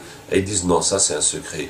Et on insiste, pour qu'ils nous disent le secret, ils vont dire qu'ils prennent sa santé et ses enfants, et tout l'argent qu'ils gagnent, ils le font disparaître. Et donc finalement, le sorcier est la première victime de son propre travail. Donc on va ramener ces djinns pour qu'ils disent ça devant lui, et à la fin on les convertit, on les laisse le combattre. Donc, voici comment, parmi nos objectifs, c'est la destruction de la sorcellerie. Et le captage aussi nous permet d'aller dans les lieux de shirk, les lieux où les rituels sataniques tiennent place, les lieux où il y a beaucoup de djinns, où il y a la débauche, où il y a tout lieu où il y a beaucoup de djinns. Récemment, nous étions, par exemple, à Pendle Hill. Pendle Hill, c'est une colline en Angleterre, dans le nord de l'Angleterre, où a lieu Halloween. C'est l'endroit qui est l'origine de la fête de Halloween. Et là-bas, depuis des siècles et des siècles, les sorciers se réunissent une fois par an, et font leur rituel. Donc nous avons été là-bas, bismillah tabarak wa ta'ala, pour attraper les djinns de là-bas, et nous avons pris cela en vidéo. Inch'Allah, elle doit déjà être sur internet. Et donc il y avait un djinn qui était responsable des sacrifices là-bas, et qui était là-bas depuis l'époque celtique, donc vraiment depuis l'époque, depuis avant Isa alayhi salam. Et puis, donc par exemple, là, le djinn nous a dit qu'il y a plus de 550 sorciers qui fréquentent cet endroit, et donc de détruire les sacrifices qu'il y a là-bas permet de détruire le pouvoir de tous ces sorciers en un seul coup. Donc voici le quatrième de nos objectifs qui combattent la sorcellerie et le shirk. Et le cinquième objectif, c'est briser le business de la ruqya. C'est-à-dire qu'un peu partout, il y a des gens qui font la ruqya de façon islamique, et peut-être de façon efficace, mais qui font payer cher et qui cachent cette science, qui ne veulent pas former les gens. Et donc, parmi nos objectifs affichés, s'il y a briser le business de la ruqya en montrant cette science à tout le monde, et en l'enseignant gratuitement. Je vais encore parler des campagnes. Par la grâce d'Allah tabaraka wa ta'ala, je passe la plupart de l'année en campagne de traitement et de formation, dans le but d'installer, d'établir des centres de ruqya un peu partout. Il y a aussi certains de mes élèves qui arrivent à organiser, à diriger des campagnes. Si quelqu'un est intéressé pour installer la ruqya chez lui, donc il faut d'abord des gens qui veulent apprendre la ruqya et qui veulent soigner les gens. Il faut un lieu pour recevoir les patients et les élèves, et pour accueillir le groupe. Et puis il faut un moyen de communiquer avec la communauté, que ce soit au moins par les mosquées, ou de préférence à travers les médias. À partir de là, on va attendre une date, parce que, mashallah, il y a une liste d'attente qui est assez conséquente. Et puis, tous les frais de la campagne sont financés par le traitement des malades. C'est comme ça que ça fonctionne. Donc, à vrai dire, je ne crois pas à la subvention de la ruqya. Et certaines personnes, pour développer la ruqya, attendent des financements, qu'Allah Ta'ala nous aide, et qu'Allah Ta'ala nous permette de n'avoir besoin de personne et de nous autofinancer avec notre travail. Je veux dire quelque chose dans les campagnes, c'est que mon rôle, c'est surtout la communication, de parler dans les médias, de parler dans les mosquées, etc. Et c'est mon équipe qui fait les traitements. Donc le but de cette activité n'est pas de créer quelque chose autour de ma personne, que on va voir le shirk, que le shirk va me lire, le shirk va ceci. Non, ce n'est pas l'objectif. L'objectif, c'est d'avoir une méthode qui marche et que chacun peut appliquer, qu'un maximum de gens peut appliquer. Et quand nous allons quelque part, c'est pour former les gens localement, pour les initier à toutes les actions et qu'ils puissent, une fois que nous soyons partis, qu'ils puissent continuer après nous. Et donc l'objectif n'est pas de centrer la chose autour de ma personne. Et finalement, participer à une campagne, c'est la meilleure façon de se former. Si quelqu'un veut se former, bien entendu, il y a tout ce que nous avons mis sur le site pour se former. Il peut aussi joindre un de mes élèves, où qu'il soit, pour se former. Et puis le mieux, c'est de passer un temps, une semaine, 2 semaines, plus que ça, autant qu'on peut, dans une campagne, parce que là, on est dans la situation réelle. Et vous pouvez voir des rapports de campagne qui racontent les situations que nous vivons et qui racontent aussi les avancées de la ruqya. Dans la ruqya que nous pratiquons, que nous diffusons, il y a 3 étapes. C'est-à-dire que quand nous arrivons dans un pays, nous avons 3 étapes devant nous. La première étape, c'est d'installer un centre viable. Notre premier objectif, c'est d'installer un centre. Et pour installer un centre, nous devons d'abord former un maximum de gens. En gros, il faut former une quinzaine de personnes pour que 2 ou 3 continuent à pratiquer la ruqya et à soigner le public. Deuxièmement, il faut faire une campagne aussi large que possible pour lancer un mouvement, pour soigner les gens et briser au maximum les sorciers et lancer un mouvement qui va continuer après nous. Le troisième point, c'est de visiter les autorités religieuses, les leaders religieux, pour leur expliquer ce que nous faisons, puisque ce que nous faisons, c'est un combat pour l'islam, Inch'Allah, et nous voulons travailler en collaboration avec les leaders religieux. Si nous obtenons leur collaboration, tant mieux, sinon au moins qu'ils soient au courant de ce que nous faisons, et si certains ne sont pas d'accord avec ce que nous faisons, eh bien au moins nous allons essayer de réduire le désaccord et de limiter le désaccord et de se connaître et de se respecter pour qu'on puisse quand même se respecter malgré le désaccord.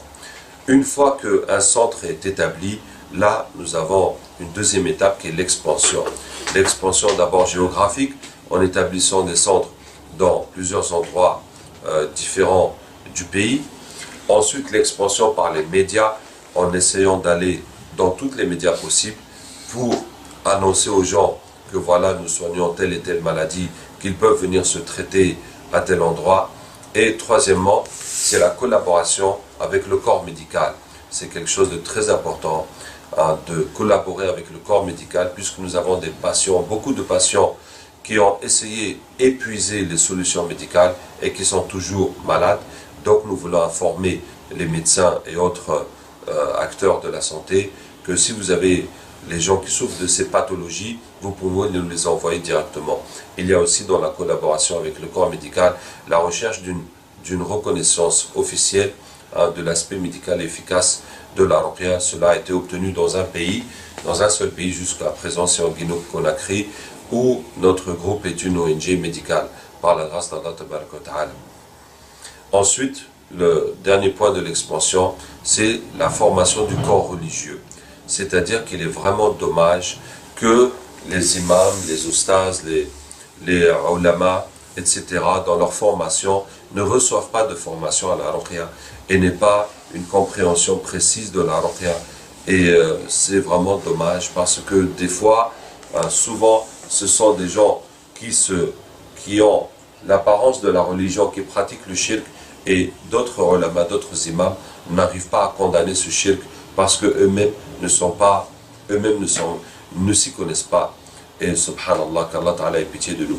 Et donc, nous avons aussi une formation des imams qui ont 3 niveaux. Un premier niveau qui est la compréhension du sujet, et nous souhaitons que tous les imams ou tous les enseignants de la religion aient une compréhension assez précise du sujet de la ruqya et du shirk et de la sorcellerie. Et le deuxième niveau de formation, c'est ce qui est possible de faire sans prendre de risques. Effectivement, beaucoup de gens ont peur des risques. Les risques commencent quand on lit le Coran aux patients. Donc, qu'est-ce qu'on peut faire dans la ruqya sans lire le Coran aux patients? Et le troisième niveau de formation, c'est la formation générale avec tout ce qu'on enseigne à tout le monde. La troisième étape de la ruqya, c'est l'éradication. L'éradication de la sorcellerie et l'éradication du shirk sous toutes ses formes. Et nous avons aussi un nombre d'outils que nous utilisons pour cela. On arrive vers la fin, je vais vous expliquer les 3 niveaux de formation. Donc, nous avons plus de 60 centres à travers maintenant 25 pays. Donc, c'est un mouvement où nous avons formé des centaines et des centaines de raqis qui sont en train de pratiquer dans tous ces centres, dans tous ces pays. Et donc, petit à petit, ces choses se sont formalisées. Il y a 3 niveaux de formation. Le premier niveau, c'est la pratique de la ruqya, qui contient 6 cours, les risques et les protections, les ventouses, la lecture, le traitement, les symboles et le diagnostic. Le deuxième niveau de formation, c'est la professionnalisation, qui contient aussi 6 cours, qui sont le captage, la psychothérapie, la voie spirituelle, la relation avec la médecine, les délits et les autres méthodes. Enfin, le troisième niveau de formation, c'est la gestion du centre de ruqya. La gestion du centre de ruqya, ça contient aussi 6 cours qui sont les 5 étapes du groupe, les 3 étapes de la ruqya, le prêche, la formation des imams, l'argent et resserrer les liens. Donc je vous explique tout ça pour que on comprenne la portée et l'étendue de tout le travail, de toute l'organisation que nous avons. Maintenant, pour finir, je vais discuter un peu du captage. D'abord, le captage n'est qu'un élément de notre travail. C'est pour ça que j'ai tenu à faire toute cette présentation avec tous ces détails pour qu'on sache toutes les choses que nous faisons par la grâce d'Allah et dont le captage n'est qu'un élément. Deuxième point, le captage a commencé par le dua d'un frère qui était possédé et qui faisait l'effort, qui lisait le Coran contre ses propres djinns, et jusqu'à ce qu'il a maîtrisé le djinn qu'il était sur le point de le tuer. Le djinn s'est enfui et le frère était tellement déçu, il a dit « Allah, ramène-moi ce djinn pour que je puisse le terminer ». Et au même instant, le djinn est revenu sur lui et il a pu le finir. Et à partir de là, le frère a constaté que si n'importe quelle passion vient, il n'a qu'à dire « Ya Allah, amène-moi son djinn pour que je puisse le maîtriser ». Instantanément, le djinn vient chez lui et le djinn s'étonne, mais qu'est-ce que je fais ici? J'étais avec l'autre, comment je suis venu là? Et là, nous lui expliquons que nous avons demandé à Allah de te ramener et Allah t'a ramené.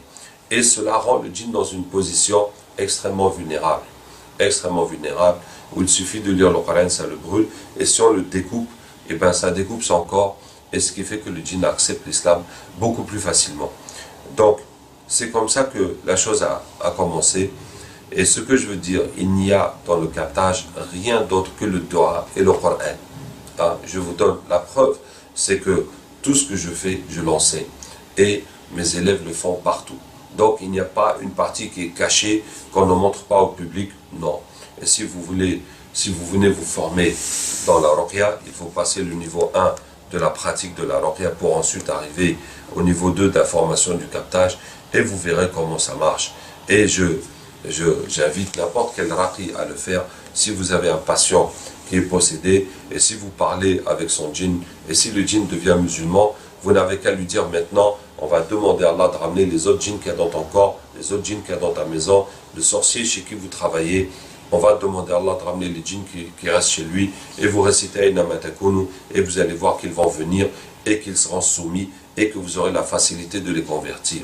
Donc chacun peut se rendre compte que c'est un phénomène qui fonctionne, que c'est un phénomène qui marche. Dans le captage, il n'y a aucun djinn qui ramène les djinns, il n'y a aucune utilisation des djinns. Malheureusement, il y a des gens qui ont une idée fixe dans leur tête, qu'on utilise des djinns pour ramener les djinns. Et on a beau leur dire que non, il n'y a pas de djinn qui ramène les djinns, et ils continuent à dire, mais le djinn qui est avec le capteur qui ramène les djinns, il n'y en a pas. Et il n'y a pas de djinn qui reste avec le capteur, et il n'y a pas de djinn qui ramène les djinns. Alors, on le dit, c'est clair, mais il y en a qui ont des idées fixes. Alors, comme je vous ai dit, dans tous les pays où nous allons, nous commençons par contacter les savants, les autorités religieuses, et, alhamdulillah, il y a beaucoup de savants qui ont autorisé et qui ont apprécié cette méthode parmi, je cite Abou Bakr Fofana de Côte d'Ivoire, Amin Din Kanou au Nigeria, Anas Ahmed Lala de l'île de la Réunion, Abdul Qayoum à Londres, Suleiman en Allemagne, Mounir Kamankar en Tunisie, ainsi que le Mufti d'Arabie Saoudite et son assistant Ahmed El Moubarak. Voilà, tous ces gens avec qui j'ai discuté, beaucoup en vue de leurs yeux, comment ça se déroule, et machallah, et qui ont accepté sans problème que la ruqya n'est pas quelque chose qui contient, que le captage n'est pas quelque chose qui contient un interdit. Point suivant, la ruqya est une science évolutive comme la médecine. C'est évident. Le prophète sallam, quand il a été à Médine, des gens qui faisaient la ruqya sont venus le voir et lui ont dit à Rasulallah, Inna kunna narqi qabla al-islam, fama taqulu fi hadhihi ar-ruqa. Nous faisions la ruqya avant l'islam. Qu'est-ce que tu dis de ces ruqya? Qu'est-ce que tu en dis? Et le prophète sallam dit, A'ridu alayya ruqakum, la ba'sa bil-ruqa ma lam yakun biha shirk. Récitez-moi vos incantations, les paroles que vous dites, il n'y a pas de mal à le faire tant qu'il n'y a pas de shirk. C'est une évidence. C'est une évidence que la ruqya n'est pas quelque chose qui est limité à ce que le prophète sallam a enseigné. La ruqya était avant l'islam et le prophète sallam a autorisé de continuer ce qui se passait avant l'islam tant qu'il n'y a pas de shirk. À éliminer les aspects shirk, plus c'était des idolâtres, c'était des païens, ils utilisaient le shirk d'une façon naturelle. Et donc le prophète sallam dit d'enlever le shirk et d'utiliser les remèdes, les remèdes qui par expérience ils ont trouvé que ça marchait et qui ne contiennent pas de shirk. Donc voilà. Donc si on nous dit que non, le prophète sallam n'a pas fait ça, c'est une parole qui n'est pas à sa place du tout. Qui n'est pas à sa place du tout parce que on ne parle pas de prière, on ne parle pas de jeûne, on ne parle pas d'adoration pure, on parle d'un domaine médical. On parle d'un domaine médical où il est normal d'évoluer et par exemple le Coran est un remède. Tout entier est un remède et le prophète sallam n'a pas expliqué comment utiliser chaque verset du Coran. Et comme le captage, ça utilise le Torah et le Coran, donc on est complètement dans le cadre de ce verset. Nous descendons à un Coran qui est un remède et une miséricorde pour les croyants. Ensuite, je vais dire que le hadith sur la spécificité de Sulayman alayhi salam montre la possibilité du captage. Ce hadith, c'est que le prophète sallam raconte que hier soir je priais, un shaitan est venu pour me perturber dans ma prière, je l'ai attrapé et j'ai voulu l'attacher au poteau pour que le matin vous le voyez et que les enfants de Médine jouent avec lui. Mais je me suis rappelé le dua de mon frère Sulayman alayhi salam et je l'ai laissé partir. Wallahi, je ne peux que m'étonner des gens qui utilisent ce hadith contre nous et qui disent que attraper les djinns, contrôler les djinns, c'est une spécificité de Sulayman alayhi salam, donc on n'a pas le droit de le faire. Vraiment, ce raisonnement est totalement absurde. Ce raisonnement est un contresens total. D'abord, le prophète sallam a attrapé le djinn. Et ce n'est pas une spécificité du prophète sallam. Le djinn est apparu et donc il était vulnérable et il l'a attrapé. Et Abu Hurayra a fait la même chose. Le djinn est venu, il l'a attrapé. Donc c'est une règle générale que si le djinn se manifeste sous une forme que nous pouvons percevoir, le djinn devient vulnérable. Donc le prophète sallam a attrapé le djinn.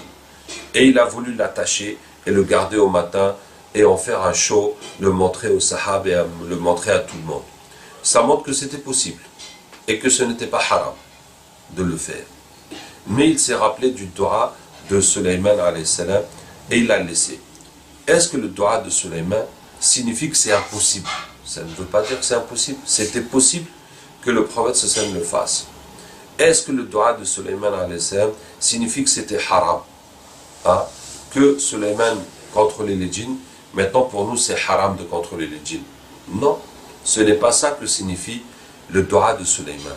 Le dua de Sulayman, il a dit Rabbi ghfirli wa habli mulkan la yanbaghi li ahadin min ba'di. Seigneur, pardonne-moi et donne-moi un royaume que personne après moi ne possédera.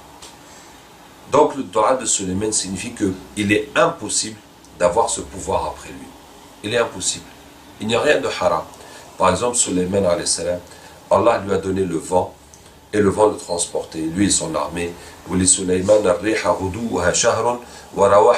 En un matin, le vent faisait une distance d'un mois, l'après-midi il revenait.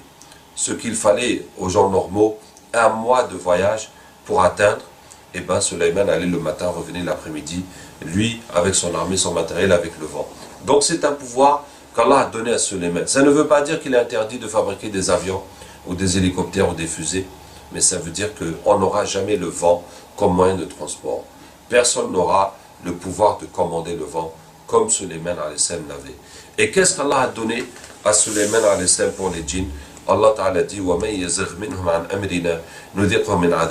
celui d'entre eux qui s'écarte de notre ordre, nous le châtions par le châtiment de l'enfer. Donc n'importe quel djinn qui désobéit à Sulayman, l'enfer le frappe et il meurt. Donc si Sulayman dit à un djinn, viens ici, reste là-bas, fais ceci, il ne peut que exécuter. Hein? Il va exécuter toute sa vie sans qu'on ait besoin de le surveiller, parce que Allah a fait que s'il désobéit, l'enfer va le frapper, il va mourir. Donc Allah a donné ce pouvoir à Sulayman. Hein? Et personne n'aura ce pouvoir après lui. Personne n'aura, par sa simple parole, le pouvoir de commander les djinns. Hein? Juste parce que c'est lui qui a dit, maintenant le djinn est obligé de faire. Mais il y a d'autres moyens de commander les djinns. Par exemple, les sorciers ont des moyens de commander les djinns qui sont du shirk. Et justement, on nous dit la seule façon de contrôler les djinns, c'est par le shirk. Wallah, je m'étonne des gens qui disent ça, parce qu'il n'y a pas de délil. C'est là vraiment qu'on est dans la contradiction. On nous demande des délils, et on nous dit des choses sans aucun délil. On dit qu'il n'y a que le shirk pour contrôler les djinns. Qui t'a dit ça? Pourquoi est-ce qu'il n'y a que le shirk pour contrôler les djinns? Et si c'était vrai que le dua de Sulayman alayhi salam empêche de contrôler les djinns, alors comment ça se fait que les sorciers contrôlent les djinns? Est-ce que les sorciers ont échappé au dua de Sulayman alayhi salam? Donc si on constate que les sorciers contrôlent les djinns, ça veut dire que le dua de Sulayman n'exclut pas qu'il est possible de contrôler les djinns après lui. Et il n'y a pas de raison que ce soit uniquement les sorciers qui ont ce pouvoir.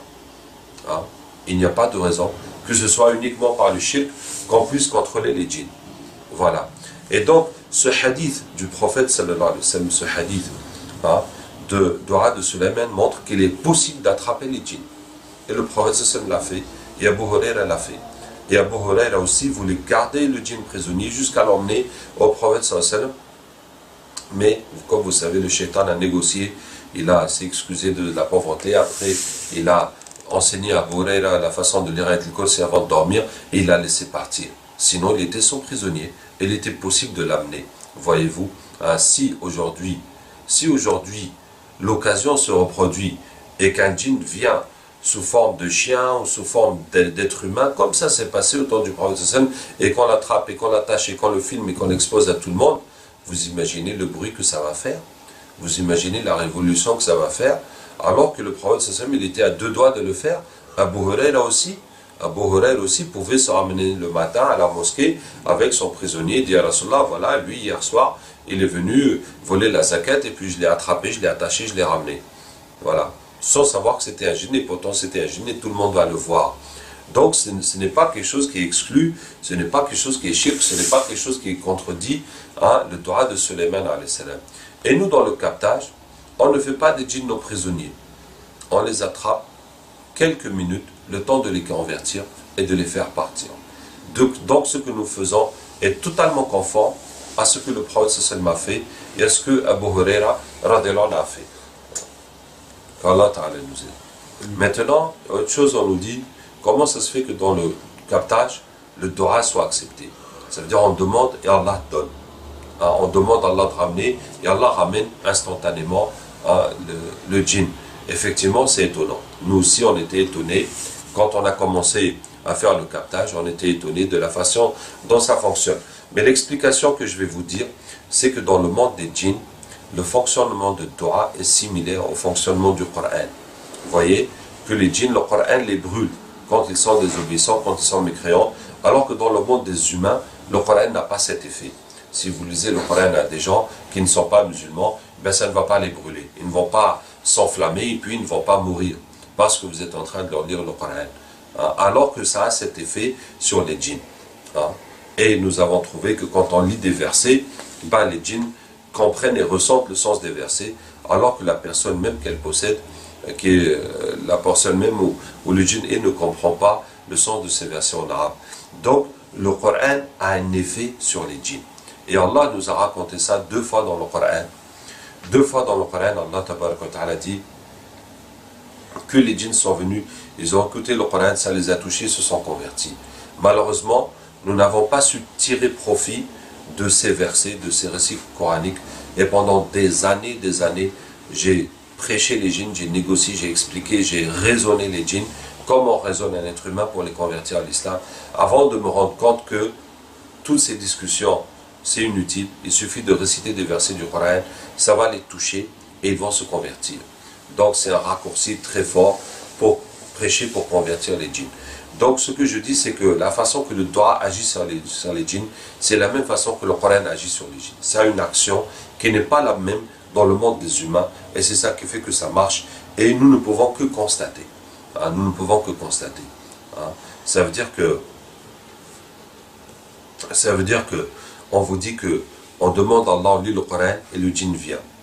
Si vous ne croyez pas que le Coran a ramené les djinns et que le doigt a ramené les djinns, alors qu'est-ce qui a pu ramener les djinns? Qu'est-ce qui a fait que les djinns sont venus? Vous voyez? On le fait, on l'enseigne, on le diffuse, tout le monde le fait, c'est comme ça que ça marche. Si vous ne croyez pas que le djinn est venu à cause des doigts, à cause du Coran, donc d'après vous, il est venu à cause de quoi? Alors si vous nous accusez de faire des choses en cachette et de faire du shirk en cachette et d'avoir des pactes avec les djinns en cachette, c'est une calomnie parce qu'il n'y a aucune preuve, il n'y a aucune évidence de ça. C'est une calomnie que nous ne pardonnons pas. Que nous ne pardonnons pas parce que nous sommes en train de parler de la religion et nous sommes en train de prêcher la religion et nous sommes en train de soigner les gens avec le Coran et il n'est pas possible d'accepter qu'on nous accuse de choses qui n'existent pas. Donc ceux qui nous accusent injustement et qui inventent des choses à notre égard, nous demandons à Allah de s'occuper d'eux. Le dernier point que je vais dire, c'est que pour beaucoup, l'opposition est un point fixe. Beaucoup de gens qui sont contre nous, ils ont mis dans leur tête un point fixe, que le captage c'est du shirk, que le captage c'est comme les sorciers qui font ça, etc. Et délil ou sans délil. Délil ou sans délil, et je vais vous donner plusieurs exemples là-dessus.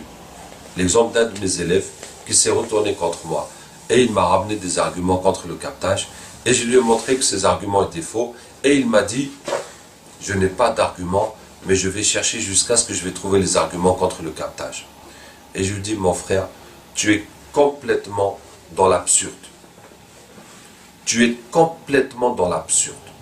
Tu crois que c'est faux et maintenant tu vas chercher les arguments pour prouver que c'est faux. Ce n'est pas comme ça qu'on doit raisonner. On doit suivre les arguments. On doit suivre la preuve et être convaincu de ce qui est prouvé. Mais toi, tu as une conviction qui n'est pas prouvée et tu veux chercher la preuve de ta conviction. Donc, tu es en train de suivre l'absurdité. Tu dois te dire, mais pourquoi tu es convaincu d'une chose alors que tu n'as pas de preuve? Donc, tu dois remettre en question ta conviction. Et quand j'ai eu aussi le débat à Madagascar pendant 3 heures avec tous les oustazes qui me bombardaient de questions, tu vois, et quand j'ai répondu à toutes leurs questions, et un oustaz se tourne vers le public et dit, allez, il faut trouver comment le coincer sur le captage. Et je lui dis, mon frère, ce n'est pas comme ça qu'on discute. Ce n'est pas, on discute pour trouver la vérité, mais de toute façon, même si vous voulez chercher pour me coincer, pour prouver que j'ai faux, j'accepte le débat, j'accepte la discussion. Mais ce n'est pas une façon normale de discuter, de vouloir prouver coûte que coûte qu'on a raison, alors qu'il n'y a aucune preuve. Et je vais vous donner un troisième et un quatrième exemple de ces gens qui ont des idées fixes. Il y a un frère, quand je lui ai dit que j'ai vu le mufti d'Arabie Saoudite et que, avec son collaborateur Ahmed El-Mubaraki, et qu'il m'a dit que tant qu'il n'y a que du Torah et du Coran, il n'y a pas de shirk, il n'y a pas d'interdit. Il m'a dit non, il n'a pas compris ce que tu lui as dit. Subhanallah. Alors là, franchement, elle est forte. parce que j'ai pas besoin de vous dire que j'ai été champion olympique en mathématiques et toutes les études que j'ai fait, ingénieur en statistique, économie, plus une maîtrise d'arabe, plus le hifz del Coran et plus 20 livres que j'écris sur l'islam en français, et quelqu'un il va me dire que j'ai pas compris ce qu'il a dit, que lui il n'a pas compris ce que j'ai dit, alors que je suis resté 3 heures dans l'attente du grand Mufti pour discuter en long, en large et en travers du sujet, et quelqu'un qui ne connaît rien, qui n'a pas été avec nous, seulement parce que lui, il a une idée différente, il va dire non, il n'a pas compris ce que tu as dit. C'est pour ça qu'il t'a dit que Yejouz. Mais s'il avait compris, ben il n'aurait pas autorisé. Subhanallah. Ça veut dire qu'il faut que toi tu as raison, point barre, c'est tout. Quel que soit l'argument qu'on peut te donner, de toute façon, voilà, tu trouveras toujours quelque chose à dire. Et le dernier exemple que je vais te dire, voilà, on était récemment dans une mosquée, et puis l'imam nous a dit que non, ce qu'on fait, le prophète n'a pas fait ça, il ne peut pas l'accepter. Et d'ailleurs, il y a un grand savant qui arrive, Hajj Suleiman, un grand savant qui arrive, et qui est la référence de tout le monde ici, en Allemagne, et qui s'y connaît bien dans la Ruqya. Et donc on va discuter avec lui, et comme ça la chose sera clarifiée. Et nous, Hajj Suleiman, Jazallah Khair, est venu, et nous avons discuté, et nous lui avons montré de A à Z ce que nous faisons, et nous avons fait le captage devant lui pour plusieurs personnes différentes. Il a vu comment ça se passe, et il était content. Et après je lui dis, voilà, ici, on nous a dit qu'on ne pourra pas rester dans la mosquée. Il m'a dit, non, non, non, non, non. Et il m'a répondu avec un grand sourire, en ouvrant les mains, que c'est tellement clair. Le prophète sallallahu m'a dit qu'il n'y a pas de mal à faire la ruqya tant qu'il n'y a pas de shirk. Même si on a des nouvelles méthodes, et tant qu'il n'y a pas de shirk, il n'y a aucun problème. Il me répond avec un grand sourire, avec les mains ouvertes, que c'est clair, il n'y a aucun problème. Et pourtant, le petit imam local a dit que non, lui ne peut pas accepter. Et puis voilà, on nous a foutu dehors. Alhamdulillah. Mais pour dire que pour beaucoup de gens, c'est une idée fixe. C'est une idée fixe, sans dalil, et ils cherchent des délits pour prouver l'idée fixe qu'ils ont dans leur tête. Simplement, quand il y a des gens qui voient le captage, il y en a qui sont émerveillés, Allahu Akbar, la puissance du Coran, comment les jeunes se convertissent et tout, et il y en a qui sont choqués. Comment ça, amener les djinns, comment ça, discuter avec les djinns, comment ça, faire cela, et donc ça les choque, et ils restent là-dessus. Donc c'est une impression, Qu'Allah Ta'ala nous aide et nous guide, et qu'Allah nous utilise pour le bien de l'islam et des musulmans. Wassalamu alaikum wa rahmatullahi wa barakatuh.